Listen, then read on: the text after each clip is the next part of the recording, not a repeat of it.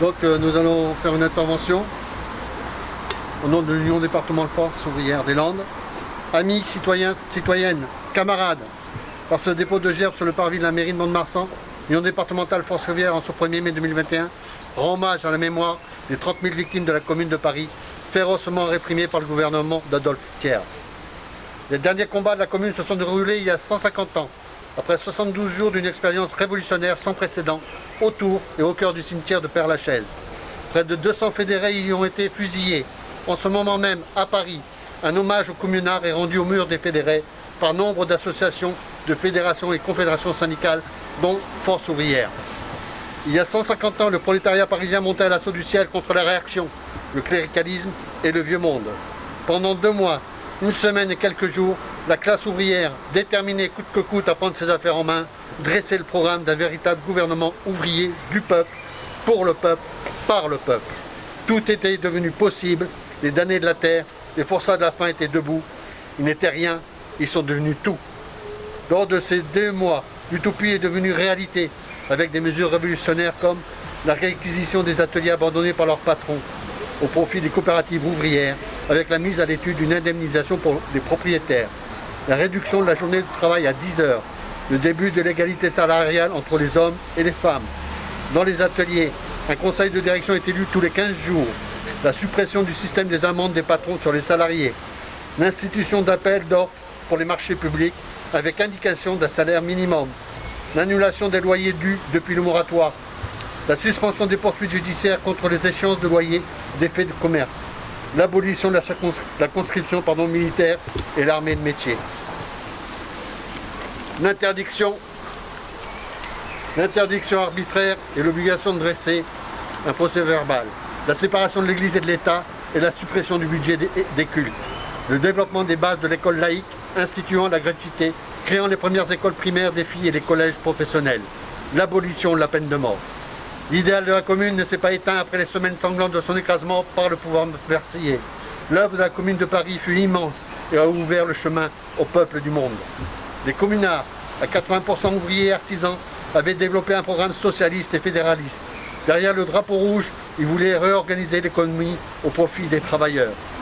Les décisions d'ordre économique et social que les communards firent prendre préfiguraient la législation de protection du travail, la sécurité sociale, le système de garantie chômage et le salaire minimum légal. Oui, camarades, toutes les conquêtes sociales engagées par le mouvement syndical qui ont suivi se sont inscrites dans la voie tracée par la commune. Pour nous, syndicalistes libres, indépendants et déterminés, parmi les grandes dates du mouvement ouvrier, la commune de Paris tient une place très particulière. Dernière révolution du 19e siècle, c'était aussi la première tentative de prise en main de leur destin par les ouvriers. La commune a voulu être un gouvernement des travailleurs, pour les travailleurs. Notre action syndicale actuelle veut, dans son œuvre revendicative quotidienne, par l'accroissement du mieux-être des travailleurs, par la réalisation d'améliorations immédiates, telles que l'augmentation des salaires, l'amélioration de l'emploi et des conditions de travail, la protection sociale, etc., faire de ce rêve des communards démocratiques, généreux, empreints de justice et d'égalité sociale, une réalité. La commune de Paris s'acheva au Père-Lachaise, lors de la semaine sanglante au mur des fédérés, où les communards furent assassinés par la barbarie versaillaise. Le mouvement ouvrier a toujours été la commune de Paris et son héritage, quand tant d'autres étaient à Versailles au nom de la concorde nationale. Les tenants du vieux monde et du capitalisme veulent faire tourner la roue de l'histoire à l'envers. Ils entendent détruire tous les acquis sociaux sur l'autel des intérêts de la finance et du patronat. Comment ne pas voir que les libertés démocratiques disparaissent sous tous les prétextes possibles et que le seul avenir qu'a offert la jeunesse est l'embrigadement par le service national unifié, le SNU. Utilisant la pandémie de la Covid-19, qu'ils sont incapables de juguler et d'en protéger la population, car ils ont liquidé depuis des années des pans entiers du service public hospitalier, le gouvernement s'en prend aux acquis sociaux des salariés pour satisfaire au mieux les intérêts du patronat.